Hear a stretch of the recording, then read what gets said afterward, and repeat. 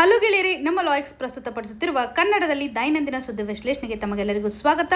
ಇಂದು ನಾವು ನೋಡಲಿದ್ದೇವೆ May 4, 2026 the Hindu ಪತ್ರಿಕೆಯಲ್ಲಿರತಕ್ಕಂಥ important ಆರ್ಟಿಕಲ್ಸ್ಗಳನ್ನು. ಚರ್ಚೆಯ ಮೊದಲನೇ ಆರ್ಟಿಕಲ್ ಅನ್ನು ನೋಡೋದಾದ್ರೆ, government issues guidelines on childhood diabetes care. ಈ ಒಂದು ಇಶ್ಯೂ ನಮಗೆ GS ಪೇಪರ್ 2 ನಡೆಯಲ್ಲಿ ಹೆಲ್ತ್ಗೆ ಸಂಬಂಧಪಟ್ಟಂತೆ ಕನೆಕ್ಟ್ ಆಗುತ್ತೆ. ಈ ಒಂದು ಆರ್ಟಿಕಲ್ ನಡೆಯಲ್ಲಿ ಚೈಲ್ಡ್ಹುಡ್ ಡಯಾಬಿಟಿಕ್ ಕೇರ್ಗೆ ಸಂಬಂಧಿಸಿದಂಥ ಒಂದು ನ್ಯಾಷನಲ್ ಲೆವೆಲ್ ಫ್ರೇಮ್ವರ್ಕನ್ನು ಕಾಣ್ತಾ ಇದ್ದೇವೆ. ಸರ್ಕಾರ ಒಂದು ಗೈಡ್ಲೈನ್ಸನ್ನು ಇಶ್ಯೂ ಮಾಡ್ತಾ ಇದೆ. Union health ministry recently national ಲೆವೆಲಲ್ಲಿ ಚೈಲ್ಡ್ಹುಡ್ ಡಯಾಬಿಟಿಕ್ ಕೇರ್ಗೆ ಸಂಬಂಧಪಟ್ಟಂಥ ಒಂದು ಫ್ರೇಮ್ವರ್ಕನ್ನು ಒದಗಿಸ್ತಾ ಇದೆ. ಈ ಒಂದು ಹಂತದಲ್ಲಿ ಸರಿಯಾದಂತಹ ಸ್ಕ್ರೀನಿಂಗನ್ನು ಮಾಡಬೇಕು, ಡಯಾಗ್ನೋಸಿಸನ್ನು ಮಾಡಬೇಕು, ಟ್ರೀಟ್ಮೆಂಟನ್ನು ಒದಗಿಸ್ತಕ್ಕಂಥ ಹಂತದಲ್ಲಿ ಲಾಂಗ್ ಟರ್ಮಲ್ಲಿ ಒಂದು ಮ್ಯಾನೇಜ್ಮೆಂಟನ್ನು ತೆಗೆದುಕೊಂಡು ಬರಬೇಕು ಹಾಗೂ ಪಬ್ಲಿಕ್ ಹೆಲ್ತ್ ಸಿಸ್ಟಮನ್ನು ಇಂಪ್ರೂವೈಸ್ ಮಾಡಬೇಕು ಅನ್ನುವಂತಹ ನಿಟ್ಟಿನಲ್ಲಿ ಯೂನಿವರ್ಸಲ್ ಆಗಿ ಸ್ಕ್ರೀನಿಂಗ್ ಮಾಡೋದ್ರ ಮುಖಾಂತರ ಅದರಲ್ಲೂ 0 to 18 ಏಜ್ ಗ್ರೂಪಲ್ಲಿರ್ತಕ್ಕಂಥ ಎಲ್ಲ ಮಕ್ಕಳಿಗೆ ಸಂಬಂಧಪಟ್ಟಂಥ ಒಂದು ಸ್ಕ್ರೀನಿಂಗನ್ನು ಮಾಡಬೇಕು. ಇದರ ಮುಖಾಂತರ ಒಂದು ಕಾಂಪ್ಲಿಕೇಶನ್ಸನ್ನು ಫ್ಯೂಚರಿಸ್ಟಿಕ್ ಆಗಿ ಡಯಾಬಿಟಿಕ್ಕಿಂದ ಇಂಪ್ಯಾಕ್ಟ್ ಆಗೋದನ್ನು ತಡೆಗಟ್ಟಬಹುದು. ಅರ್ಲಿ ಡಿಟೆಕ್ಷನ್ ಮುಖಾಂತರ ನಾವು ಪ್ರಿವೆನ್ಷನ್ ಮಾಡ್ಬೋದು ಕಾಂಪ್ಲಿಕೇಶನ್ಸ್ಗಳನ್ನು. ಸ್ಟ್ರಕ್ಚರಲ್ ಲೆವೆಲಲ್ಲಿ ಒಂದು ರೆಫರಲ್ ಸಿಸ್ಟಮನ್ನು ಸಹ ಸ್ಟ್ರಾಂಗ್ ಮಾಡ್ತಕ್ಕಂಥ ಹಂತದಲ್ಲಿ ಇಮಿಡಿಯೇಟ್ ಆಗಿ ಒಂದು ಸಸ್ಪೆಕ್ಟ್ ಕೇಸ್ಗೆ ಬೇಕಾಗಿರುವಂತಹ ಚಿಕಿತ್ಸೆಯನ್ನು ಒದಗಿಸೋದ್ರ ಮುಖಾಂತರ, ಗ್ಲೂಕೋಸ್ ಟೆಸ್ಟಿಂಗನ್ನು ಮಾಡೋದ್ರ ಮುಖಾಂತರ ಇಮಿಡಿಯೇಟ್ ಆಗಿ ಏನು ಪ್ರಾಬ್ಲಮ್ ಇದೆ ಅದರಲ್ಲೂ ಡಿಸ್ಟಿಕ್ ಲೆವೆಲಲ್ಲಿರ್ತಕ್ಕಂಥ ಹಾಸ್ಪಿಟಲ್ಸ್ಗಳನ್ನು ಸ್ಟ್ರಾಂಗ್ ಮಾಡೋದ್ರ ಮುಖಾಂತರ ಇಮಿಡಿಯೇಟ್ ಆಗಿ ಒಂದು ಟ್ರೀಟ್ಮೆಂಟನ್ನು ಒದಗಿಸೋದ್ರ ಮುಖಾಂತರ ರೆಫರಲ್ ಸಿಸ್ಟಮನ್ನು ಸ್ಟ್ರಾಂಗ್ ಮಾಡಬೇಕು. ಸ್ಟ್ರಕ್ಚರಲ್ ಲೆವೆಲಲ್ಲಿರುವಂಥ ಇಶ್ಯೂಸನ್ನು ಫೇಸ್ ಮಾಡೋದು ಆ್ಯಂಡ್ ಫ್ರೀ ಕಾಂಪ್ರಿಹೆನ್ಸಿವ್ ಆಗಿರುವಂತಹ ಕೇರನ್ನು ಒದಗಿಸಬೇಕು. ಪಬ್ಲಿಕ್ ಹೆಲ್ತ್ ಫೆಸಿಲಿಟೀಸ್ಗಳು ಅವೈಲೇಬಲ್ ಇರುವಂತೆ ಮಾಡೋದ್ರ ಮುಖಾಂತರ ಇನ್ಸುಲಿನ್ ಥೆರಪಿಗೆ ಸಂಬಂಧಪಟ್ಟಂಥ ಆಸ್ಪೆಕ್ಟ್ ಆಗಿರ್ಬೋದು. ಅದರಲ್ಲೂ ಕೆಲವೊಂದಿಷ್ಟು ಮಾನಿಟರಿಂಗ್ ಡಿವೈಸಸ್ ಅಂತ ಕಾಣ್ತವೆ. ಗ್ಲೂಕೋಮೀಟರ್ಸ್ಗಳಾಗಿರ್ಬೋದು, ಯಾವ ರೀತಿಯಾಗಿ ನಾವು ಡಯಾಬಿಟಿಕ್ಗೆ ಸಂಬಂಧಪಟ್ಟಂಥ ಟೆಸ್ಟನ್ನು ಮಾಡ್ತೇವೆ, ಟೆಸ್ಟಿಂಗ್ ಸ್ಟ್ರಿಪ್ಸ್ಗಳಂತಲೂ ಸಹ ಹೇಳ್ತೇವೆ. ಇವುಗಳೆಲ್ಲವೂ ಸಹ ಅವೈಲೇಬಲ್ ಇರುವಂತೆ ರೆಗ್ಯುಲರ್ ಆಗಿ ಒಂದು ಫಾಲೋ ಅನ್ನು ಮಾಡೋದ್ರ ಮುಖಾಂತರ ಕಾಂಪ್ರಿಹೆನ್ಸಿವ್ ಆಗಿರ್ತಕ್ಕಂಥ ಕೇರನ್ನು ತೆಗೆದುಕೊಂಡು ಬರಬೇಕು ಅಂತ ಇಲ್ಲಿ ಇಂಟಿಗ್ರೇಟೆಡ್ ಆಗಿರುವಂಥ ಒಂದು ಹೆಲ್ತ್ ಕೇರ್ ಅಪ್ರೋಚನ್ನು ಸಹ ಎನ್ಶೋರ್ ಮಾಡಬೇಕು ಅಂತ ಈ ಒಂದು ಫ್ರೇಮ್ವರ್ಕಲ್ಲಿ ಕಾಣ್ತಾ ಇದ್ದೇವೆ. ಇಂಟಿಗ್ರೇಟೆಡ್ ಆಗಿರುವಂಥ ಅಪ್ರೋಚ್ ಅಂದರೆ ಒಂದು ಕಮ್ಯುನಿಟಿ ಲೆವೆಲಲ್ಲಿರುವಂಥ ಸ್ಕ್ರೀನಿಂಗ್ ಆಗಿರ್ಬೋದು, ಡಿಸ್ಟಿಕ್ ಹಾಸ್ಪಿಟಲ್ಸ್ಗಳ ಒಂದು ಇನ್ವಾಲ್ವ್ಮೆಂಟ್ ಆಗಿರ್ಬೋದು, ಹಾಗೂ ಮೆಡಿಕಲ್ ಕಾಲೇಜಸ್ಗಳಲ್ಲೂ ಸಹ ಒಂದು ಅಡ್ವಾನ್ಸ್ಡ್ ಕೇರನ್ನು ಒದಗಿಸೋದ್ರ ಮುಖಾಂತರ ಒಂದು ಕಂಟಿನ್ಯೂಸ್ ಕೇರ್ ಸಪ್ಲೈ ಆಗಬೇಕು ಅನ್ನುವಂತಹ ನಿಟ್ಟಿನಲ್ಲಿ ಇಂಟಿಗ್ರೇಟೆಡ್ ಆಗಿರತಕ್ಕಂಥ ಅಪ್ರೋಚನ್ನು ತೆಗೆದುಕೊಂಡು ಬರ್ತಾ ಇದ್ದಾರೆ. ಹಾಗೆ ಚಿಕಿತ್ಸೆಯನ್ನು ಒದಗಿಸ್ತಕ್ಕಂಥ ಹಂತದಲ್ಲಿ ಯಾವುದೇ ರೀತಿಯಂಥ ಡಿಸ್ಟ್ರಪ್ಷನ್ ಇರೋದಿಲ್ಲ. ಅನ್ಇಂಟ್ರಪ್ಟೆಡ್ ಚಿಕಿತ್ಸೆಯನ್ನು ಇಲ್ಲಿ ಒದಗಿಸ್ತಾರೆ ಅಂತ ಹೇಳ್ಬೋದು. ಫಿನಾನ್ಷಿಯಲ್ ಪ್ರೊಟೆಕ್ಷನು ಸಹ ಸಿಕ್ಕಂಗಾಗುತ್ತೆ. ಔಟ್ ಆಫ್ ಪಾಕೆಟ್ ಎಕ್ಸ್ಪೆಂಡಿಚರು ಸಹ ಕಡಿಮೆ ಆಗೋದನ್ನು ಗಮನಿಸ್ಬೋದು. ಇಲ್ಲಿ ಫ್ಯಾಮಿಲಿ ಸೆಂಟ್ರಿಕ್ ಅಪ್ರೋಚನ್ನು ತೆಗೆದುಕೊಂಡು ಬರ್ತಾ ಇದ್ದಾರೆ. ಪೇರೆಂಟ್ಸ್ಗೂ ಸಹ ಟ್ರೈನಿಂಗ್ ಮಾಡೋದ್ರ ಮುಖಾಂತರ, ಕೇರ್ ಗಿವರ್ಸ್ಗಳಿಗೂ ಸಹ ಒಂದು ಟ್ರೈನಿಂಗನ್ನು ಒದಗಿಸೋದ್ರ ಮುಖಾಂತರ, ಇನ್ಸುಲಿನ್ ಅಡ್ಮಿನಿಸ್ಟ್ರೇಷನ್ ಯಾವ ರೀತಿಯಾಗಿ ಮಾಡಬೇಕು, ಬ್ಲಡ್ ಶುಗರನ್ನು ಯಾವ ರೀತಿಯಾಗಿ ಮಾನಿಟರ್ ಮಾಡಬೇಕು ಅನ್ನುವಂಥದ್ದಾಗಿರ್ಬೋದು, ಎಮರ್ಜೆನ್ಸಿ ರೆಸ್ಪಾನ್ಸ್ಗೆ ಸಂಬಂಧಪಟ್ಟಂತೆಯೂ ಸಹ ಒಂದು ಟ್ರೈನಿಂಗನ್ನು ಒದಗಿಸ್ತಾ ಇದ್ದಾರೆ. ಈ ಒಂದು ಫ್ರೇಮ್ವರ್ಕ್ ನಡಿಯಲ್ಲಿ ಟೈಪ್ 1 ಡಯಾಬಿಟಿಕ್ಗೆ ಸಂಬಂಧಪಟ್ಟಂತೆ ಅರ್ಲಿ ಡಿಟೆಕ್ಷನನ್ನು ಎನ್ಶೋರ್ ಮಾಡ್ತಕ್ಕಂಥ ಹಂತದಲ್ಲಿ 4 T's ಅವೇರ್ನೆಸ್ಸನ್ನು ಸಹ ತೆಗೆದುಕೊಂಡು ಬರ್ತಾ ಇದ್ದಾರೆ. ಇದರಡಿನಲ್ಲಿ ಫ್ರೀಕ್ವೆಂಟ್ ಆಗಿರ್ತಕ್ಕಂಥ ಒಂದು ಯೂರಿನೇಷನ್ ಅಥವಾ ಟಾಯ್ಲೆಟ್ ಅಂತ ಹೇಳ್ಬೋದು, ಥರ್ಸ್ಟಿಗೆ ಸಂಬಂಧಪಟ್ಟಂತೆ, ಅಥವಾ ಯಾವ ರೀತಿಯಾಗಿ ವ್ಯಕ್ತಿ ಟೈರ್ಡ್ ಆಗಿರ್ತಾನೆ ಅಥವಾ ವೇಟ್ ಲಾಸ್ ಆಗುತ್ತೆ, ತಿನ್ನೋ ಕಂಡೀಷನನ್ನು ಕಾಣ್ತವೆ. ಈ ರೀತಿಯಾಗಿ 4 T's ಅವೇರ್ನೆಸ್ಸನ್ನು ತೆಗೆದುಕೊಂಡು ಬರ್ತಾ ಇದ್ದಾರೆ. 4 T's ಅವೇರ್ನೆಸ್ ಅಂದರೆ ಟೈಪ್ 1 ಡಯಾಬಿಟಿಕ್ಗೆ ಸಂಬಂಧಪಟ್ಟಂಥ ಸಿಂಪ್ಟಮ್ಸನ್ನು ಕನೆಕ್ಟ್ ಮಾಡೋದ್ರ ಮುಖಾಂತರ ಟಾಯ್ಲೆಟ್, ಥರ್ಸ್ಟಿ, ಟೈರ್ಡ್, ತಿನ್ನರ್ ಅಂತ 4 T ಟರ್ಮಿಂದ ನಾವು ಕಾಣ್ಬೋದು. ಇಲ್ಲಿ ಒಟ್ಟಾರೆಯಾಗಿ ಒಂದು ಹೆಲ್ತ್ ಇಂಪ್ಯಾಕ್ಟನ್ನು ನಾವು ನೋಡಿದಾಗ ಡಯಾಬಿಟಿಕ್ನ ಮುಖಾಂತರ ಮಕ್ಕಳ ಮೇಲೆ ಹೆಚ್ಚಿನ ಪ್ರಮಾಣದಲ್ಲಿ ಇಂಪ್ಯಾಕ್ಟ್ ಆಗುತ್ತೆ. ನರ್ವಸ್ ಸಿಸ್ಟಮ್ಗೆ ಇಂಪ್ಯಾಕ್ಟ್ ಆಗುತ್ತೆ. ಬ್ಲಡ್ ವೆಸಲ್ಸ್ ಮೇಲೂ ಸಹ ಸಾಕಷ್ಟು ಇಂಪ್ಯಾಕ್ಟ್ ಆಗುವಂಥ ಸಾಧ್ಯತೆಗಳಿರುತ್ತೆ. ಇದರಿಂದ ಮೋರ್ಟಾಲಿಟಿನೂ ಸಹ ಆಗ್ಬೋದಲ್ವಾ. ಕಾಂಪ್ಲಿಕೇಶನ್ಸನ್ನು ತಡೆಗಟ್ಟಬೇಕು. ಹಾಗಾಗಿ ಸಿಸ್ಟಮ್ ಲೆವೆಲಲ್ಲಿ ಬದಲಾವಣೆಯನ್ನು ಮಾಡ್ತಾ ಇದ್ದಾರೆ. ಪಬ್ಲಿಕ್ ಹೆಲ್ತ್ ಸಿಸ್ಟಮನ್ನು ಸ್ಟ್ರಾಂಗ್ ಮಾಡೋದ್ರ ಮುಖಾಂತರ ನಾನ್ ಕಮ್ಯುನಿಕೇಬಲ್ ಡಿಸೀಸಸ್ಗೆ ಸಂಬಂಧಪಟ್ಟಂತೆಯೂ ಸಹ ಸರಿಯಾದಂತಹ ಮ್ಯಾನೇಜ್ ಮಾಡೋದ್ರ ಮುಖಾಂತರ ಕ್ವಾಲಿಟಿ ಆಫ್ ಲೈಫನ್ನು ನಾವು ಇಲ್ಲಿ ಇಂಪ್ರೂವೈಸ್ ಮಾಡ್ತಾ ಇದ್ದೇವೆ ಅಂತ ಹೇಳ್ಬೋದು. ಎಕ್ಸಾಮಿನೇಷನ್ ಪರ್ಸ್ಪೆಕ್ಟಿವಲ್ಲಿ ಈ ಒಂದು ಇನಿಷಿಯೇಟಿವ್ ತುಂಬ ಇಂಪಾರ್ಟೆಂಟ್ ಆಗುತ್ತೆ. ಅದರಲ್ಲೂ GS ಪೇಪರ್ 2 ನಡೆಯಲ್ಲಿ ಸೋಷಿಯಲ್ ಜಸ್ಟಿಸ್ ವಲ್ನರಬಲ್ ಸೆಕ್ಷನ್ಗೆ ಸಂಬಂಧಪಟ್ಟಂತೆ ಹೆಲ್ತ್ ಅನ್ನು ಕನೆಕ್ಟ್ ಮಾಡೋದ್ರ ಮುಖಾಂತರ, ಅದರಲ್ಲೂ ಡಯಾಬಿಟಿಕ್ ಕೇರ್ ಅಂತ ಬಂದಾಗ ಯಾವ ರೀತಿಯಂಥ ಸಿಚುವೇಶನ್ಸ್ಗಳಿರುತ್ತೆ, ಯಾವ ರೀತಿಯಂಥ ಇನಿಷಿಯೇಟಿವ್ ಅನ್ನು ತೆಗೆದುಕೊಂಡಿದ್ದಾರೆ, ಈ ಒಂದು ಫ್ರೇಮ್ವರ್ಕ್ನ ಮುಖಾಂತರ ನಾವು ಮೇನ್ಸಲ್ಲಿ ಆನ್ಸರ್ನ ಬರೆಯುವಾಗ ಯೂಸ್ ಮಾಡ್ಕೋಬಹುದು. ಪ್ರಿಲಿಮ್ಸಲ್ಲೂ ಸಹ ಸಿಂಪಲ್ ಆಗಿ ಇದರ ಒಂದು ಇಂಪಾರ್ಟೆನ್ಸ್ ಯಾವ ರೀತಿಯಾಗಿದೆ ಅನ್ನೋದ್ರ ಮೇಲೆ ಪ್ರಶ್ನೆಗಳನ್ನು ಫ್ರೇಮ್ ಮಾಡಲಿಕ್ಕೆ ಸಾಧ್ಯತೆ ಇದೆ. ಇನ್ನು ಮುಂದಿನ ಆರ್ಟಿಕಲ್ ಅನ್ನು ನೋಡೋದಾದ್ರೆ, tackling takedowns online censorship is a threat to the fundamental right to free expression. ಈ ಒಂದು ಇಶ್ಯೂ ನಮಗೆ GS ಪೇಪರ್ 2 ನಡೆಯಲ್ಲಿ ಪಾಲಿಟಿ ಆ್ಯಂಡ್ ಗವರ್ನೆನ್ಸ್ ಸೆಕ್ಷನ್ಗೆ ಸಂಬಂಧಪಟ್ಟಂತೆ ಕನೆಕ್ಟ್ ಆಗುವಂಥದ್ದು. ಈ ಒಂದು ಆರ್ಟಿಕಲ್ ನಡೆಯಲ್ಲಿ ಆನ್ಲೈನ್ ಸೆನ್ಸಾರ್ಶಿಪ್ಗೆ ಸಂಬಂಧಪಟ್ಟಂಥ ಒಂದು ಕ್ರಿಟಿಕನ್ನು ಕಾಣ್ತಾ ಇದ್ದೇವೆ. ಪ್ರಸ್ತುತವಾಗಿ IT ಲಾಸ್ ನಡೆಯಲ್ಲಿ ಆಗ್ತಾ ಇರುವಂಥ ಒಂದು ಬದಲಾವಣೆಯನ್ನು ಯಾವ ರೀತಿಯಾಗಿ ಒಂದು ಎಕ್ಸಿಕ್ಯೂಟಿವ್ ಮೆಕ್ಯಾನಿಸಮನ್ನು ಇಲ್ಲಿ ಕಾಣಬಹುದು ಅಂತ. ಸರ್ಕಾರ ಹೆಚ್ಚಿನ ಪ್ರಮಾಣದಲ್ಲಿ ಆನ್ಲೈನ್ ಸ್ಪೀಚನ್ನು ಕಂಟ್ರೋಲ್ ಮಾಡ್ತಾ ಇದೆ. ಇದರ ಮುಖಾಂತರ ನಾವು ರೈಟ್ಸ್ಗಳ ವೈಲೇಷನ್ ಆಗೋದನ್ನು ಕಾಣಬಹುದು. Particularly article 19 sub clause 1 sub clause A ನಡಿನಲ್ಲಿ ಫ್ರೀಡಮ್ ಆಫ್ ಎಕ್ಸ್ಪ್ರೆಷನ್ಗೆ ಸಂಬಂಧಪಟ್ಟಂತೆ ಕಾಣ್ತಾ ಇದ್ದಾವೆ. ನಮ್ಮ ಒಂದು ಡೆಮೊಕ್ರೆಟಿಕ್ ಪ್ರಿನ್ಸಿಪಲ್ಸ್ಗಳು ಸಹ ಇವಾಗ ವೈಲೇಟ್ ಆಗ್ತಾ ಇದೆ. ಅದರಲ್ಲೂ ಡಿಜಿಟಲ್ ಪ್ಲಾಟ್ಫಾರ್ಮ್ ಅಂತ ಬಂದಾಗ ಇವುಗಳಿಗೆ ಸಂಬಂಧಪಟ್ಟಂಥ ಒಂದು ಇಂಡಿಪೆಂಡೆನ್ಸಿ ಕ್ವಶನ್ ಆಗಿದೆ. ಮೀಡಿಯಾಗೆ ಸಂಬಂಧಪಟ್ಟಂಥ ಒಂದು ಸ್ವತಂತ್ರತೆಯನ್ನು ಸಹ ನಾವು ನೋಡಿದಾಗ ಪ್ರಶ್ನೆಗಳನ್ನು ಇಲ್ಲಿ ಆಥರ್ ಅವರು ಕ್ರಿಯೇಟ್ ಮಾಡ್ತಾ ಇದ್ದಾರೆ. ರೀಸೆಂಟ್ ಆಗಿ IT ರೂಲ್ಸ್ ಅಲ್ಲಿ ಮಾಡಿರ್ತಕ್ಕಂತಹ ತಿದ್ದುಪಡಿಗಳನ್ನು ನಾವು ನೋಡಿದಾಗ ಸಂವಿಧಾನಾತ್ಮಕವಾದಂತಹ ಪ್ರಶ್ನೆಗಳನ್ನು ಇಲ್ಲಿ ಕ್ರಿಯೇಟ್ ಮಾಡ್ತಾ ಇದೆ. ಮೇಜರ್ಲಿ ಇವಾಗ ಪ್ಲಾಟ್ಫಾರ್ಮ್ಗಳು ಕಂಟೆಂಟನ್ನು ರಿಮೂವ್ ಮಾಡ್ತಕ್ಕಂಥ ಹಂತದಲ್ಲಿ ಇರುವಂತಹ ಟೈಮ್ ಲಿಮಿಟೇಷನ್ ಅನ್ನು ಚೇಂಜ್ ಮಾಡಿದ್ದಾರೆ. Nearly 2 hours to 3 hours maximum time ಲಿಮಿಟನ್ನು ಕೊಟ್ಟಿದ್ದಾರೆ. ಒಂದು ವೇಳೆ ಕಂಟೆಂಟ್ ತುಂಬ ಹಾರ್ಮಿಂಗ್ ಇದ್ದರೆ 2 hours ಒಳಗಡೆ ಕಂಟೆಂಟನ್ನು ರಿಮೂವ್ ಮಾಡಬೇಕು ಅಥವಾ ಮ್ಯಾಕ್ಸಿಮಮ್ 3 hours ಅಷ್ಟು ಲಿಮಿಟೇಷನ್ಸನ್ನು ಕೊಟ್ಟಿದ್ದಾರೆ. 2 to 3 hours ಒಳಗಾಗಿ ಪ್ಲ್ಯಾಟ್ಫಾರ್ಮ್ಗಳು ಕಂಟೆಂಟನ್ನು ರಿಮೂವ್ ಮಾಡಬೇಕಾಗಿದೆ. ಅದರಲ್ಲೂ ಬ್ಲಾಕಿಂಗ್ ಕಂಟೆಂಟ್ಗೆ ಸಂಬಂಧಪಟ್ಟಂತೆ ಸೆಕ್ಷನ್ 69A ಇಂಪಾರ್ಟೆಂಟ್ ಆಗುತ್ತೆ. ಅಗೇನ್ ಇಂಟರ್ಮೀಡಿಯೇಟ್ಗೆ ಸಂಬಂಧಪಟ್ಟಂಥ ಒಂದು ಪ್ರೊಟೆಕ್ಷನ್ ಅಂತ ಬಂದಾಗ ಸೆಕ್ಷನ್ ಸಬ್ ಕ್ಲಾಸ್ 3 ಸಬ್ ಕ್ಲಾಸ್ ಬಿ ನಡಿನಲ್ಲಿ ಕಾಣ್ಬೋದು. ಇಂಟರ್ಮೀಡಿಯರಿ ಪ್ರೊಟೆಕ್ಷನ್ಗೆ ಸಂಬಂಧಿಸಿದಂತೆ ಪ್ಲಾಟ್ಫಾರ್ಮ್ಗಳು ಇಮಿಡಿಯೇಟ್ ಆಗಿ ಕಂಟೆಂಟನ್ನು ರಿಮೂವ್ ಮಾಡಬೇಕು. ಇಲ್ಲಾಂದರೆ ಅವ್ರಿಗೆ ಇರುವಂತಹ ಸೇಫ್ ಹಾರ್ಬರ್ ಕಂಡೀಷನು ಸಹ ರಿಮೂವ್ ಆಗುತ್ತೆ. ಹಾಗಾಗಿ ಇದೊಂದು ಓವರ್ ಸೆನ್ಸಾರ್ಶಿಪ್ಪನ್ನು ಕ್ರಿಯೇಟ್ ಮಾಡಿದೆ. ಪ್ಲಾಟ್ಫಾರ್ಮ್ಗಳು ಪ್ರೆಷರಲ್ಲಿ ಇದ್ಕೊಂಡು ಒಂದು ರೆಸ್ಪಾನ್ಸನ್ನು ತೋರಿಸಿದ್ದಾವೆ. ಮೆಟಾ ರೀಸೆಂಟಾಗಿ ಮಾಡಿರುವಂಥ ಅನೌನ್ಸ್ಮೆಂಟ್ ಅಂದರೆ ಇಮಿಡಿಯೇಟ್ ಆಗಿ ಕ್ವಿಕ್ ಆಗಿ ಕಂಟೆಂಟನ್ನು ರಿಮೂವ್ ಮಾಡುವಂಥದ್ದು. ಸರ್ಕಾರ ಏನಾದರೂ ಆ ಒಂದು ಕಂಟೆಂಟನ್ನು ಫ್ಲ್ಯಾಗ್ ಮಾಡಿದ್ದೇ ಆದರೆ ಈ ಒಂದು ಹಂತದಲ್ಲಿ ಆಟೋಮೆಟಿಕ್ ಆಗಿ ಪ್ಲಾಟ್ಫಾರ್ಮ್ಗಳು ಕಂಟೆಂಟನ್ನು ರಿಮೂವ್ ಮಾಡಿಬಿಡುತ್ತೆ. ಅದನ್ನು ಸರಿಯಾಗಿ ಎಕ್ಸಾಮಿನೇಷನ್ನೇ ಮಾಡ್ತಾ ಇಲ್ಲ. ಇಲ್ಲಿ ಅಕೌಂಟಬಿಲಿಟಿಗೆ ಸಂಬಂಧಪಟ್ಟಂಥ ಒಂದು ಪ್ರಶ್ನೆಯೂ ಸಹ ಕಾಣ್ತಾ ಇದ್ದಾವೆ. ಪ್ಲಾಟ್ಫಾರ್ಮ್ಗಳಿಗೆ ಕೊಟ್ಟಿರುವಂಥ ಟೈಮೇ ತುಂಬ ಕಡಿಮೆ ಇದೆ. 3 hours ಮಾತ್ರ ಇಲ್ಲಿ ಕೊಟ್ಟಿದ್ದಾರೆ ಅಂತ ನೋಡ್ತಾ ಇದ್ದೇವೆ. ಪ್ರಾಪರ್ ಆಗಿರುವಂಥ ಒಂದು ಇವ್ಯಾಲ್ಯೂಯೇಷನ್ ಮಾಡಲಿಕ್ಕೆ ಅಲೋ ಮಾಡಿಲ್ಲ ಅಂತ ಓವರ್ ಸೆನ್ಸಾರ್ಶಿಪ್ ಕಂಡೀಷನ್ ಇಲ್ಲಿ ಕ್ರಿಯೇಟ್ ಆಗಿದೆ ಅಂತ ಹೇಳ್ಬೋದು. ಒಂದು ವೇಳೆ ಪ್ಲಾಟ್ಫಾರ್ಮ್ಗಳು IT ರೂಲ್ಸ್ ಅಲ್ಲಿರುವಂತಹ ಬದಲಾವಣೆಗಳನ್ನು ಫಾಲೋ ಮಾಡದೇ ಇರತಕ್ಕಂಥ ಸ್ಥಿತಿಗತಿಗಳು ಬಂದಾಗ ಅವರು ಲೀಗಲ್ ಚಾಲೆಂಜಸನ್ನು ಫೇಸ್ ಮಾಡಬೇಕು. ಕ್ರಿಮಿನಲ್ ಲಯಬಿಲಿಟಿ ಆಗ್ತಕ್ಕಂಥ ಒಂದು ಸಾಧ್ಯತೆಗಳು ಸಹ ಇರುತ್ತೆ. ಹಾಗಾಗಿ ಇಮಿಡಿಯೇಟ್ ಆಗಿ ಕಂಟೆಂಟನ್ನು ರಿಮೂವ್ ಮಾಡುವಂತಹ ಸ್ಟೆಪ್ಪನ್ನು ಅವರು ತೆಗೆದುಕೊಂಡಿದ್ದಾರೆ. ಇಲ್ಲಿ AI ಕಂಟೆಂಟನ್ನು ರೆಗ್ಯುಲೇಟ್ ಮಾಡಬೇಕು ಅಂತಹ ಸರ್ಕಾರ ಹರಸಾಹಸವನ್ನು ಮಾಡ್ತಾ ಇದೆ. ಆರ್ಟಿಫಿಷಿಯಲ್ ಇಂಟೆಲಿಜೆನ್ಸ್ ಜನರೇಟೆಡ್ ಮಿಸ್ಇನ್ಫಾರ್ಮೇಷನ್ಸ್ಗಳನ್ನು ನಾವು ಹೆಚ್ಚಿನ ಪ್ರಮಾಣದಲ್ಲಿ ಮಾಡ್ತಾ ಇದ್ದೇವೆ. ಇದನ್ನು ನಾವು ಕಂಟ್ರೋಲ್ ಮಾಡಬೇಕು ಅಂತ. ಆದರೆ ಎಲ್ಲ ಸ್ಪೀಚನ್ನು ಸಹ ನಾವು ಪ್ಯಾರಲಲ್ಲಿ ಕಂಟ್ರೋಲ್ ಮಾಡ್ತಾ ಇದ್ದೇವೆ. ಪ್ರತಿಯೊಂದು ಸ್ಪೀಚು ಸಹ ರೆಗ್ಯುಲೇಷನ್ ಒಳಗಡೆ ಬರ್ತಾ ಇದೆ.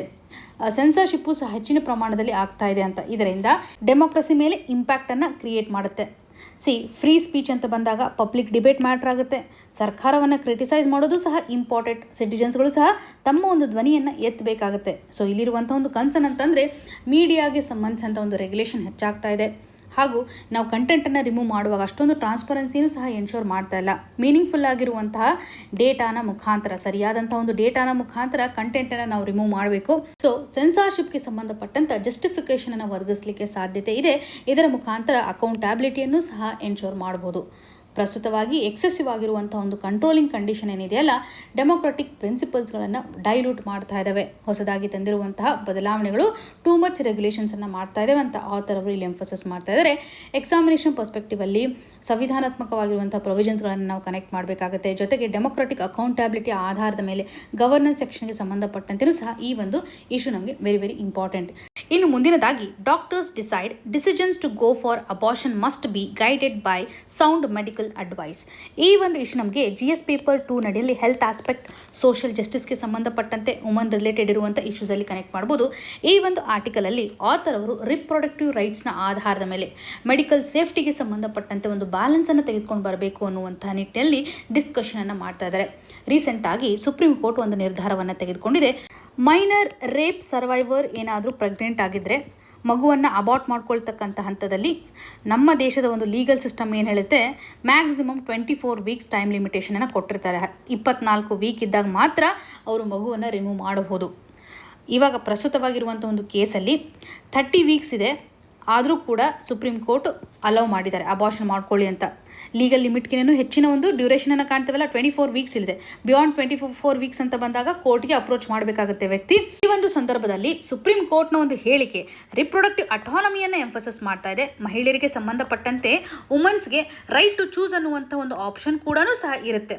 ಸೊ ಇಲ್ಲಿ ಇರುವಂಥ ಒಂದು ಸಿಂಪಲ್ ಆರ್ಗ್ಯುಮೆಂಟ್ ಅಂತಂದರೆ ಮೆಡಿಕಲ್ ಡಿಸಿಷನ್ಸ್ಗಳು ಇವ್ರ ಮೇಲೆ ಪ್ರೆಷರನ್ನು ಕ್ರಿಯೇಟ್ ಮಾಡಬಾರ್ದು. ಮಹಿಳೆಯರ ಮೇಲೆ ಒಂದು ಫಿಸಿಕಲ್ ಲೆವೆಲಲ್ಲಿ, ಮೆಂಟಲ್ ಲೆವೆಲಲ್ಲಿ ಹರಾಸ್ಮೆಂಟ್ ಕ್ರಿಯೇಟ್ ಆಗುತ್ತೆ, ಪ್ರೆಷರು ಸಹ ಕ್ರಿಯೇಟ್ ಮಾಡುತ್ತೆ ಅಬಾರ್ಷನ್ಗೆ ಸಂಬಂಧಪಟ್ಟಂತೆ. ಬಿಕಾಸ್ ಲೀಗಲ್ ಫ್ರೇಮ್ವರ್ಕ್ನ ಆಧಾರದ ಮೇಲೆ ಅಬಾರ್ಟ್ ಮಾಡ್ಕೋಬೇಕಾಗಿರುತ್ತೆ. ಈ ಒಂದು ಸ್ಥಿತಿಗತಿಯ ಆಧಾರದ ಮೇಲೆ ಹೆಣ್ಮಕ್ಳ ಮೇಲೆ ಪ್ರೆಷರ್ ಕ್ರಿಯೇಟ್ ಆಗಬಾರ್ದು ಅಂತ. ಹಾಗಾಗಿ ಏಮ್ಸ್ಗೆ ಒಂದು ಎಕ್ಸ್ಪರ್ಟ್ಗಳ ಕಮಿಟಿಯನ್ನು ಫಾರ್ಮ್ ಮಾಡಿ ಈ ಒಂದು ಇಶ್ಯೂಗೆ ಸಂಬಂಧಪಟ್ಟಂತೆ ರಿಪೋರ್ಟನ್ನು ಸಬ್ಮಿಟ್ ಮಾಡಲಿಕ್ಕೆ ಸುಪ್ರೀಂ ಕೋರ್ಟ್ ಡೈರೆಕ್ಷನ್ ಅನ್ನು ಸಹ ನೀಡಿದೆ.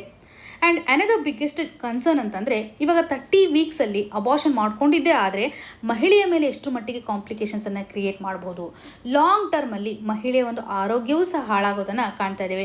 ಇದು ಕೇವಲ ಒಂದು ಲೀಗಲ್ ಇಶ್ಯೂ ಅಂತ ಅಷ್ಟೇ ಅಲ್ಲ, ಮೆಡಿಕಲ್ ಲೆವೆಲಲ್ಲಿ, ಬಯಾಲಜಿಕಲ್ ಲೆವೆಲಲ್ಲಿ ಒಂದು ಮಹಿಳೆ ಎಷ್ಟು ಮಟ್ಟಿಗೆ ಪ್ರಾಬ್ಲಮನ್ನು ಫೇಸ್ ಮಾಡ್ಬೋದು. ಅಬಾರ್ಷನ್ ಮಾಡಲಿಕ್ಕೆ ಮೆಡಿಕಲ್ ಟರ್ಮಿನೇಷನ್ ಆಫ್ ಪ್ರೆಗ್ನೆನ್ಸಿ ಆ್ಯಕ್ಟ್ನ ಪ್ರಕಾರ ಜನರಲ್ ಕೇಸಸ್ ಅಂತ ಬಂದಾಗ 20 ವೀಕ್ಸಲ್ಲಿ ಅಬಾರ್ಷನ್ ಮಾಡ್ಕೋಬೋದು. 24 ವೀಕ್ಸ್ ಅಂತ ಸ್ಪೆಷಲ್ ಕೇಸಸನ್ನು ಕಾಣ್ತೇವೆ. ರೇಪ್ ಸರ್ವೈವರ್ ಅಂತ ಬಂದಾಗ 24 ವೀಕ್ಸ್ ಇರುತ್ತೆ. ಇದಕ್ಕಿಂತ ಹೆಚ್ಚಿನ ಪ್ರಮಾಣದಲ್ಲಿ ಡ್ಯೂರೇಷನ್ ಕ್ರಾಸ್ ಆಗಿದ್ದೇ ಆದರೆ ಅಬಾರ್ಟ್ ಮಾಡ್ಕೋಬೇಕು ಅಂತಂದರೆ ಅವ್ರು ಡೈರೆಕ್ಟಾಗಿ ಕೋರ್ಟನ್ನು ಅಪ್ರೋಚ್ ಮಾಡಬೇಕಾಗುತ್ತೆ. ಜುಡಿಷಿಯಲ್ ಅಪ್ರೂವಲ್ ತುಂಬ ಇಂಪಾರ್ಟೆಂಟ್ ಆಗುತ್ತೆ. ಸೊ ಇಲ್ಲಿ ಒಂದು ಗೆಸ್ಟೇಷನ್ ಏಜ್ ಅಂತ ನಾವೇನು ಕರಿತೇವೆ, ಅದರಲ್ಲೂ ಅಡ್ವಾನ್ಸ್ಡ್ ಪ್ರೆಗ್ನೆನ್ಸಿ ಅಂತ ಬಂದಾಗ 24 ವೀಕ್ಸಲ್ಲಿ ಆಲ್ಮೋಸ್ಟ್ ಒಂದು ರಿಸ್ಕ್ ಕಂಡೀಷನ್ ಆಲ್ರೆಡಿ ಕ್ರಿಯೇಟ್ ಆಗಿರುತ್ತೆ. ಮೆನಿ ಕಂಟ್ರೀಸನ್ನು ನಾವು ನೋಡಿದಾಗ ಅಬಾರ್ಷನ್ಗೆ ಸಂಬಂಧಪಟ್ಟಂತೆ ರಿಸ್ಟ್ರಿಕ್ಷನ್ಸನ್ನು ಹಾಕ್ತಾರೆ. ಸೊ ಇಲ್ಲಿ ಪ್ರಸ್ತುತವಾಗಿರುವಂತಹ ಕನ್ಸರ್ನ್ ಏನಂತಂದರೆ, ಬಯಾಲಜಿಕಲ್ ಕಂಡೀಷನ್ ಆಧಾರದ ಮೇಲೆ ಹೆಲ್ತ್ ಕಾಂಪ್ಲಿಕೇಶನ್ಸನ್ನು ಅಥವಾ ರಿಸ್ಕ್ಗಳನ್ನು ನಾವು ಕನೆಕ್ಟ್ ಮಾಡಬೇಕಾಗಿದೆ. ಸೊ ಮೆಡಿಕಲ್ ರೆಸ್ಪಾನ್ಸಿಬಿಲಿಟಿಯನ್ನು ನಾವಿಲ್ಲಿ ಕನೆಕ್ಟ್ ಮಾಡಬೇಕಾಗಿದೆ. ಅನದರ್ ಥಿಂಗ್ ಅಂದರೆ ಸುಪ್ರೀಂ ಕೋರ್ಟ್ನ ಒಂದು ಕನ್ಸರ್ನ್ ರಿಪ್ರೊಡಕ್ಟಿವ್ ಅಟಾನಮಿ. ಸೊ ಡಾಕ್ಟರ್ಸ್ಗಳ ಒಂದು ಕನ್ಸಿಡ್ರೇಷನ್ ಏನಂತಂದರೆ, ಇವರು ಸರಿಯಾಗಿ ಒಂದು ಫಿಸಿಕಲ್ ರಿಸ್ಕನ್ನು ಇವ್ಯಾಲ್ಯುವೇಟ್ ಮಾಡಬೇಕು, ಮೆಂಟಲ್ ಹೆಲ್ತನ್ನು ಇವ್ಯಾಲ್ಯುವೇಟ್ ಮಾಡೋದ್ರ ಮುಖಾಂತರ. ಸೊ ಯಾವ ರೀತಿಯಾಗಿ ಫೀಟಸ್ ಬೆಳವಣಿಗೆ ಆಗಿದೆ ಇವೆಲ್ಲವನ್ನು ಡಿಸೈಡ್ ಮಾಡಿದ ಆದಮೇಲೆ ಅಬಾರ್ಷನ್ ಮಾಡೋಕ್ಕೆ ಒಂದು ಡೈರೆಕ್ಷನ್ ನೀಡಬೇಕಲ್ವಾ. ಎಥಿಕಲ್ ಬ್ಯಾಲೆನ್ಸನ್ನು ಸಹ ಇಲ್ಲಿ ತೆಗೆದುಕೊಂಡು ಬರಬೇಕು. ಮಿಡಲ್ ಪಾತನ್ನು ನಾವು ಚೂಸ್ ಮಾಡಬೇಕಾಗಿದೆ. ಮಹಿಳೆಯರಿಗೆ ಸಂಬಂಧಪಟ್ಟಂಥ ಒಂದು ಅಟಾನಮಿ ಒಂದು ಕಡೆ ಆಗಿದ್ದರೆ, ಇನ್ನೊಂದೆಡೆ ಅವರಿಗೆ ಸಂಬಂಧಪಟ್ಟಂಥ ಸೇಫ್ಟಿ ಆಗಿರ್ಬೋದು, ಮೆಡಿಕಲಿ ಇನ್ಫಾರ್ಮ್ಡ್ ಡಿಸಿಷನನ್ನು ತೆಗೆದುಕೊಂಡಾಗ ಯಾವುದೇ ರೀತಿಯಾಗಿ ಕಾಂಪ್ಲಿಕೇಶನ್ಸ್ ಆಗೋದಿಲ್ಲ. ಸೊ ಎಲ್ಲ ಕಂಡೀಷನ್ಸನ್ನು ನಾವು ಅನಲೈಸ್ ಮಾಡಬೇಕು. ಫಿಸಿಕಲ್ ಕಂಡೀಷನ್, ಮೆಂಟಲ್ ಹೆಲ್ತ್ ಹಾಗೂ ಫೀಟಸ್ನೊಂದು ಡೆವಲಪ್ಮೆಂಟ್ ಯಾವ ರೀತಿಯಾಗಿದೆ ಅಂತ ಅನಲೈಸ್ ಮಾಡಿ ನಾವು ಆ ಒಂದು ಅಬಾರ್ಷನ್ ಕೇಸಸನ್ನು ಕನ್ಸಿಡರ್ ಮಾಡಬೇಕು. ಇದರಿಂದ ಲಾಂಗ್ ಟರ್ಮಲ್ಲಿ ಆಗ್ತಾ ಇರುವಂಥ ಇಂಪ್ಯಾಕ್ಟನ್ನು ತಡೆಗಟ್ಟಬಹುದು. ಸೊ ಇಲ್ಲಿ ನಿರ್ಧಾರವನ್ನು ತೆಗೆದುಕೊಳ್ತಕ್ಕಂಥ ಹಂತದಲ್ಲಿ ಕೋರ್ಟ್ ಲೀಗಲ್ ಪ್ರೊಸೀಜರ್ನ ಆಧಾರ ಮೇಲೆ ತೆಗೆದುಕೊಳ್ಳೋದು ಅಷ್ಟೇ ಅಲ್ಲ, ಮೆಡಿಕಲ್ ಎಕ್ಸ್ಪರ್ಟೀಸ್ಗಳ ಒಂದು ಗೈಡೆನ್ಸ್ ತುಂಬ ಇಂಪಾರ್ಟೆಂಟ್ ಆಗುತ್ತೆ. ಹಾಗಾಗಿ ಮಿಡಲ್ ಪಾತ್ ಅಂದರೆ ರೈಟ್ ಇಂಪಾರ್ಟೆಂಟ್ ಆ್ಯಂಡ್ ಜೊತೆಗೆ ಸೇಫ್ಟಿನೂ ಸಹ ಇಲ್ಲಿ ಅತಿ ಮುಖ್ಯವಾಗಿರುವಂಥದ್ದಂತ ಆಥರ್ ಅವರು ಹೇಳ್ತಾ ಇದ್ದಾರೆ. ಇನ್ನು ಮುಂದಿನದಾಗಿ artificial intelligence and a gathering storm of unchecked power. ಈ ಒಂದು ಇಶ್ಯೂ ನಮಗೆ GS ಪೇಪರ್ 3 ನಡೆಯಲ್ಲಿ ಇನ್ಫ್ರಾಸ್ಟ್ರಕ್ಚರ್ ಆಸ್ಪೆಕ್ಟ್ ಆರ್ಟಿಫಿಷಿಯಲ್ ಇಂಟೆಲಿಜೆನ್ಸ್ಗೆ ಸಂಬಂಧಪಟ್ಟಂತಹ ಚಾಲೆಂಜಸ್, ಕನ್ಸರ್ನ್ ಯಾವ ರೀತಿಯಾಗಿದೆ ಅಂತ ಇಲ್ಲಿ ಕಾಣ್ಬೋದು. ರೆಗ್ಯುಲೇಷನ್ ಒಂದು ಅವಶ್ಯಕತೆ ಇದೆ ಅಂತ ಆಥರ್ ಅವರು ಎಂಫೋಸಿಸ್ ಮಾಡ್ತಾ ಇದ್ದಾರೆ. ಪ್ರಸ್ತುತವಾಗಿ ಆರ್ಟಿಫಿಷಿಯಲ್ ಇಂಟೆಲಿಜೆನ್ಸ್ ರ್ಯಾಪಿಡ್ಲಿ ಗ್ರೋ ಆಗ್ತಾ ಇದೆ. ಅದರಲ್ಲೂ ಕಾರ್ಪೊರೇಷನ್, ಸ್ಟೇಟ್ಸ್ನಲ್ಲಿ ಇದರ ಒಂದು ಇಂಪ್ಯಾಕ್ಟ್ ಜಾಸ್ತಿ ಇದೆ ಅಂತ ಹೇಳ್ಬೋದು. ಈ ಒಂದು ಹಂತದಲ್ಲಿ ರೆಗ್ಯುಲೇಷನ್ ನಾವು ಸರಿಯಾಗಿ ಮಾಡ್ತಾ ಇಲ್ಲ. ವೀಕ್ ರೆಗ್ಯುಲೇಷನ್ ಮುಖಾಂತರ ಇದು ನಮ್ಮ ಒಂದು ಡೆಮೋಕ್ರಸಿಗೆ ರಿಸ್ಕನ್ನು ಕ್ರಿಯೇಟ್ ಮಾಡುತ್ತೆ, ಪ್ರೈವೇಸಿಗೆ ರಿಸ್ಕನ್ನು ಕ್ರಿಯೇಟ್ ಮಾಡುತ್ತೆ, ಹ್ಯೂಮನ್ ರೈಟ್ಸ್ಗೆ ಸಂಬಂಧಪಟ್ಟಂತೆ ಗ್ಲೋಬಲ್ ಇನ್ಇಕ್ವಾಲಿಟಿಯನ್ನು ಸಹ ಕ್ರಿಯೇಟ್ ಮಾಡುವಂತಹ ಸಾಧ್ಯತೆಗಳು ಇದೆ ಅಂತ ಹೇಳ್ತಾ ಇದ್ದಾರೆ. ಅದರಲ್ಲೂ ಕಾರ್ಪೊರೇಟ್ ಪವರ್ ಏನಿದೆಯಲ್ಲ ಆರ್ಟಿಫಿಷಿಯಲ್ ಇಂಟೆಲಿಜೆನ್ಸ್ಗೆ ಸಂಬಂಧಪಟ್ಟಂತೆ ಹೆಚ್ಚಾಗ್ತಾ ಇದೆ. ಅದರಲ್ಲೂ ಓಪನ್ AI ಅಂತ ನಾವು ಕಾಣ್ತೇವೆ, ಆಂಥ್ರೋಪಿಕ್ ಅನ್ನುವಂಥದ್ದನ್ನು ಕಾಣ್ತೇವೆ. ಈ ಎಲ್ಲ ಕಂಪನೀಸ್ಗಳು ಆರ್ಟಿಫಿಷಿಯಲ್ ಇಂಟೆಲಿಜೆನ್ಸ್ನ ಮುಖಾಂತರ ಸಾಕಷ್ಟು ಗ್ರೋ ಆಗ್ತಾ ಇರೋದನ್ನು ಕಾಣ್ಬೋದು. ಸೊ ಇದರಿಂದ ಒಂದು ವಾರ್ಫೇರ್ ರೀಶೇಪ್ ಆಗ್ತಾ ಇರುವಂಥ ಸ್ಥಿತಿಗತಿಗಳನ್ನು ಕಾಣ್ಬೋದು.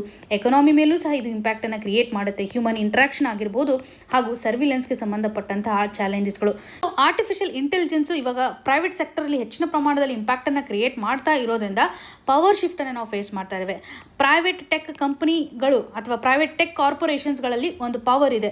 ಡೆಮೋಕ್ರೆಟಿಕ್ ಇನ್ಸ್ಟಿಟ್ಯೂಷನ್ ಇರತಕ್ಕಂಥ ಒಂದು ಪವರ್ ಇವಾಗ ಶಿಫ್ಟ್ ಆಗ್ತಾ ಇದೆ ಪ್ರೈವೇಟ್ ಟೆಕ್ ಕಾರ್ಪೊರೇಷನ್ ನಡೆಗೆ. ಆರ್ಟಿಫಿಷಿಯಲ್ ಇಂಟೆಲಿಜೆನ್ಸ್ಗೆ ಸಂಬಂಧಪಟ್ಟಂಥ ವಾರ್ಫೇರ್ಗಳನ್ನು ನಾವು ನೋಡಿದಾಗ ಆರ್ಟಿಫಿಷಿಯಲ್ ಇಂಟೆಲಿಜೆನ್ಸ್ ಇವಾಗ ಏನು ಮಾಡ್ತಾ ಇದೆ, ಟಾರ್ಗೆಟೆಡ್ ಸೆಲೆಕ್ಷನ್ಸನ್ನು ಮಾಡುತ್ತೆ. ಮಿಲಿಟರಿ ಆಪರೇಷನ್ಸ್ಗೂ ಸಂಬಂಧಪಟ್ಟಂತೆ ಒಂದು ಕಂಟ್ರೋಲ್ ಮಾಡಲಿಕ್ಕೆ ಮುಂದಾಗ್ತಾ ಇರುವಂಥದ್ದು. US ಮಿಲಿಟರಿ ಸ್ಟ್ರೈಕ್ಸ್ ನೋಡಿದಾಗ ಆರ್ಟಿಫಿಷಿಯಲ್ ಇಂಟೆಲಿಜೆನ್ಸ್ ಸಿಸ್ಟಮನ್ನು ಅವರು ಯೂಸ್ ಮಾಡ್ತಾ ಇರುವಂಥದ್ದು. ಸೊ ಇಲ್ಲಿ ಒಂದು ಆಲ್ಗಾರಿದಮನ್ನು ಯೂಸ್ ಮಾಡೋದ್ರ ಮುಖಾಂತರ ಹ್ಯೂಮನ್ ಇನ್ವಾಲ್ವ್ಮೆಂಟ್ ಇಲ್ಲದೆ ಮಷಿನ್ಸ್ಗಳು ನಿರ್ಧಾರವನ್ನು ತೆಗೆದುಕೊಳ್ತಾ ಇದ್ದಾವೆ. ಹಾಗಾಗಿ ರೆಗ್ಯುಲೇಷನ್ ಒಂದು ಅವಶ್ಯಕತೆ ಇದೆ. ಗ್ಲೋಬಲ್ ಲೆವೆಲಲ್ಲಿ ಆಗಿರ್ಬೋದು, ನ್ಯಾಷನಲ್ ಲೆವೆಲಲ್ಲಿ ಆಗಿರ್ಬೋದು, ಒಂದು ರೆಗ್ಯುಲೇಟರಿ ಫ್ರೇಮ್ವರ್ಕನ್ನು ನಾವು ಕಾಣಬೇಕಾಗಿದೆ. ಕಂಪನೀಸ್ಗಳು ಏನು ಮಾಡ್ತಾ ಇದ್ದಾವೆ, ಒಂದು ಸೆಲ್ಫ್ ರೆಗ್ಯುಲೇಷನ್ಸನ್ನು ತೆಗೆದುಕೊಂಡು ಬರ್ತಾ ಇದ್ದಾವೆ. ಆದರೂ ಕೂಡ ಆರ್ಟಿಫಿಷಿಯಲ್ ಇಂಟೆಲಿಜೆನ್ಸ್ಗೆ ಸಂಬಂಧಪಟ್ಟಂಥ ಕಾನ್ಸ್ಟಿಟ್ಯೂಷನ್ನ ತೆಗೆದುಕೊಂಡು ಬರೋದ್ರ ಮುಖಾಂತರ ಅಥವಾ ಎಥಿಕಲ್ ರೂಲ್ಸನ್ನು ತೆಗೆದುಕೊಂಡು ಬರೋದ್ರ ಮುಖಾಂತರ ನಾವು ಗವರ್ನೆನ್ಸನ್ನು ಮಾಡಬೇಕಾಗಿದೆ. ಸಿ ಆರ್ಟಿಫಿಷಿಯಲ್ ಇಂಟೆಲಿಜೆನ್ಸಿಂದ ಸಾಕಷ್ಟು ಇಂಪ್ಯಾಕ್ಟನ್ನು ಕಾಣ್ತಾ ಇದ್ದಾವೆ. ಕೇವಲ ಒಂದು ಸೆಕ್ಯೂರಿಟಿ ಕನ್ಸರ್ನ್ ಅಂತ ಅಷ್ಟೇ ನೋಡ್ತಾ ಇಲ್ಲ, ಇವಾಗ ಜಾಬ್ ಲೆವೆಲಲ್ಲೂ ಸಹ ಒಂದು ಅನ್ಎಂಪ್ಲಾಯ್ಮೆಂಟ್ ಕಂಡೀಷನ್ಸನ್ನು ಕ್ರಿಯೇಟ್ ಮಾಡ್ತಾ ಇದೆ. ಸಾಕಷ್ಟು ಹಂತದಲ್ಲಿ ಆಟೋಮೇಷನ್ ಆಗ್ತಾ ಇದೆ, ಇದರಿಂದ ಇನ್ಇಕ್ವಾಲಿಟಿ ಕ್ರಿಯೇಟ್ ಆಗ್ತಾ ಇದೆ. ಕ್ರಿಯೇಟಿವಿಟಿ ಅಂತ ಬಂದಾಗೂ ಸಹ ಆರ್ಟಿಫಿಷಿಯಲ್ ಇಂಟೆಲಿಜೆನ್ಸ್ ಟ್ರೈನ್ಡ್ ಆಗಿರ್ತಕ್ಕಂಥ ಹ್ಯೂಮನ್ ವರ್ಕ್ನ ಒಂದು ಅವಶ್ಯಕತೆ ಇದೆ. ಪ್ರಸ್ತುತವಾಗಿ ಒಂದು ಇನೋವೇಷನ್ ಅಂತ ಬಂದಾಗ ಮಷಿನ್ ಬೇಸ್ಡ್ ಇನೋವೇಷನ್ಸನ್ನು ಕಾಣ್ತಾ ಇದ್ದೇವೆ ಹೊರತಾಗಿ ಹ್ಯೂಮನ್ ಬೇಸ್ಡ್ ಇನೋವೇಷನ್ಸನ್ನು ನಾವಿಲ್ಲಿ ಕಾಣ್ತಾ ಇಲ್ಲ. ಹಾಗೂ ಹ್ಯೂಮನ್ ಐಡೆಂಟಿಟಿ ಅಂತ ಬಂದಾಗೂ ಸಹ ರೀಡಿಫೈನ್ ಆಗ್ತಾ ಇದೆ. ಅಷ್ಟೇ ಅಲ್ಲದೆ AI ಟೂಲ್ಸ್ಗಳು ಆನ್ಲೈನಲ್ಲಿರ್ತಕ್ಕಂಥ ಕಂಟೆಂಟ್ಗಳನ್ನು ಯಾವುದೇ ರೀತಿಯಾಗಿ ಕಂಪೆನ್ಸೇಷನ್ ಇಲ್ಲದೆ, ಪರ್ಮಿಷನ್ಸ್ ಇಲ್ಲದೆ ಯುಟಿಲೈಸ್ ಮಾಡ್ಕೊಳ್ತಾ ಇದ್ದಾವೆ. ಒಂದು ಆರ್ಟ್ ಆಗಿರ್ಬೋದು ಅಥವಾ ಬುಕ್ಸಲ್ಲಿರ್ತಕ್ಕಂಥ ಕಂಟೆಂಟ್ ಆಗಿರ್ಬೋದು, ಏನೇ ಒಂದು ಮಾಹಿತಿ ಆಗಿದ್ರೂ ಕೂಡ ಟೂಲ್ಸ್ಗಳು ಯಾವುದೇ ರೀತಿಯಾಗಿ ಕನ್ಸೆಂಟನ್ನು ಸಹ ಇಲ್ಲಿ ತೆಗೆದುಕೊಳ್ತಾ ಇಲ್ಲ. ಹಾಗಾಗಿ ಕಾಪಿರೈಟ್ಸ್ ಇಶ್ಯೂ, ಡೇಟಾ ಎಕ್ಸ್ಪ್ಲಾಯ್ಟೇಷನ್ಗೆ ಸಂಬಂಧಪಟ್ಟಂತಹ ಚಾಲೆಂಜಸನ್ನು ಸಹ ಕಾಣ್ತಾ ಇದ್ದಾವೆ. ಒಟ್ಟಾರೆಯಾಗಿ ಒಂದು ಡೆಮೊಕ್ರೆಟಿಕ್ ಅಕೌಂಟಬಿಲಿಟಿ ರಿಸ್ಕಲ್ಲಿದೆ ಅಂತ ಹೇಳ್ಬೋದು. ಪಬ್ಲಿಕ್ ಅಕೌಂಟಬಿಲಿಟಿನೂ ಸಹ ವೀಕ್ ಆಗ್ತಾ ಇದೆ. ಎಥಿಕಲಿ ನಾವು ಇದನ್ನು ಅಡ್ರೆಸ್ ಮಾಡಬೇಕಾಗಿದೆ. ಪ್ರೈವೇಟ್ ಎಂಟಿಟೀಸ್ಗಳಲ್ಲಿ ಒಂದು ಪವರ್ ಶಿಫ್ಟ್ ಆಗಿರುವಂಥ ಸ್ಥಿತಿಗತಿಗಳನ್ನು ಸಹ ನಾವು ಇಲ್ಲಿ ಕಡಿಮೆ ಮಾಡಬೇಕಾಗಿದೆ. ಗ್ಲೋಬಲ್ ಲೆವೆಲಲ್ಲಿ ಒಂದು ಇನ್ಇಕ್ವಾಲಿಟಿ ಆಗ್ತಾ ಇದೆ ಅಲ್ವಾ. ಆರ್ಟಿಫಿಷಿಯಲ್ ಇಂಟೆಲಿಜೆನ್ಸ್ ಪವರ್ ಒಂದು ಕಾನ್ಸಂಟ್ರೇಷನ್ ಆಗ್ತಾ ಇರೋದನ್ನು US ಆಗಿರ್ಬೋದು, ವೆಸ್ಟ್ ಕಂಪನೀಸಲ್ಲಿ ಕಾನ್ಸಂಟ್ರೇಟ್ ಆಗ್ತಾ ಇದೆ. ಹಾಗಾಗಿ ಇದನ್ನು ರೆಗ್ಯುಲೇಷನ್ ಮಾಡೋದು ಇಂಪಾರ್ಟೆಂಟ್. ಸಾಫ್ಟ್ ರೆಗ್ಯುಲೇಟರಿ ಅಪ್ರೋಚನ್ನು ತೆಗೆದುಕೊಂಡು ಬರಬೇಕು ಅನ್ನುವಂತಹ ನಿಟ್ಟಿನಲ್ಲಿ ಆಥರ್ ಅವರು ಎಂಫಸಿಸ್ ಮಾಡ್ತಾ ಇದ್ದಾರೆ. ಒಂದು ಪ್ರೈವೇಸಿ ರಿಸ್ಕನ್ನು ಅಡ್ರೆಸ್ ಮಾಡೋದ್ರ ಮುಖಾಂತರ ಕಾರ್ಪೊರೇಟ್ ಡಾಮಿನೆನ್ಸನ್ನು ನಾವು ತಡೆಗಟ್ಟೋದು ಇಲ್ಲಿ ಅತಿ ಅವಶ್ಯಕ. ಹಾಗಾಗಿ ಒಂದು ರೆಗ್ಯುಲೇಷನ್ ಅವಶ್ಯಕತೆ ಇದೆ. ಗ್ಲೋಬಲ್ ಲೆವೆಲ್ನ ಒಂದು ಎಕ್ಸಾಂಪಲ್ ಅನ್ನು ಕನೆಕ್ಟ್ ಮಾಡ್ತಾ ಇದ್ದಾರೆ. ಯುರೋಪಿಯನ್ ಯೂನಿಯನ್ AI ಆಕ್ಟ್ ಸಹ ಸ್ಟ್ರಾಂಗ್ ಆಗಿರುವಂಥ ಒಂದು ರೆಗ್ಯುಲೇಷನ್ ಇದೆ. ಇದರಡಿನಲ್ಲಿ ಬೈಂಡಿಂಗ್ ಲಾಸ್ಗಳನ್ನು ಕಾಣ್ತೇವೆ. ಮಲ್ಟಿಲ್ಯಾಟರಲ್ ಕೋಆಪರೇಷನ್ ಸಹ ಇಲ್ಲಿ ಗಮನಿಸಬಹುದು.